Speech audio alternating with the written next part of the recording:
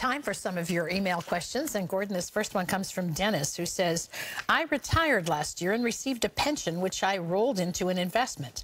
I took a lump sum out and paid tithes on it. Should I have paid tithes on the entire sum, or should I pay tithes as I withdraw the money?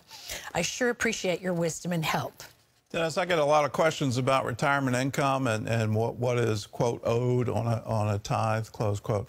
Keep in mind that the tithe is on the increase. And so I've got to ask, because I don't know from your description, was this a defined contribution plan or a defined benefit plan?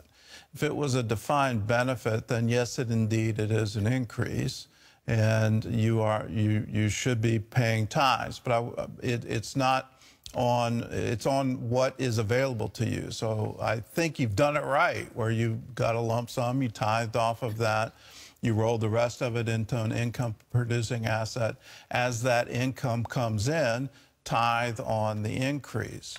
If it was a defined benefit plan, it's your money from the beginning, and assuming you were paying tithes on your salary, you've already paid tithes on that money. So as you withdraw it, it's technically not an increase, and so I wouldn't think a tithe is due.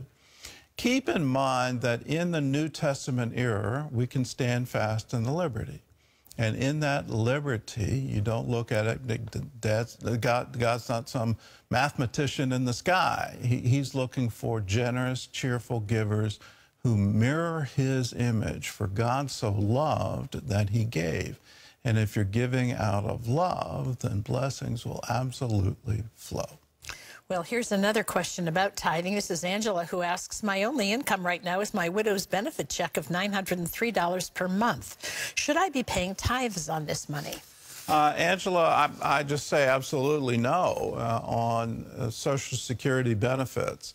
Social Security is a system you paid into, and so because it's returning your money, assuming, again, you paid tithes through your lifetime, then when you receive the Social Security benefit, technically it's paying you back. It's called a Social Security Trust Fund. I think we all know that's an illusion now, but you know, it's all based on current tax revenue.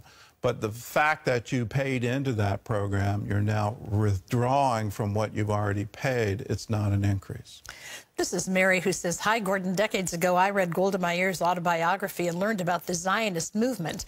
Around 1900, the synagogues began collecting money to buy land in Israel. I think it was mainly along the coastline. How come I never hear that mentioned by you or anyone else when it comes to the Jews' right to Israel? Well, Mary, we certainly have mentioned it. We've mentioned it in a couple of films. Whose Land Is It is one.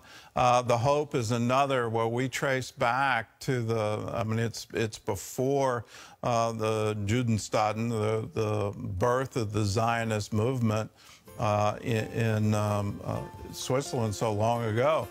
Jews were buying land in Israel, setting it aside for a future Jewish state long before 1948. Get that accurate history. It's there in Whose Land, and it's also there in The Hope.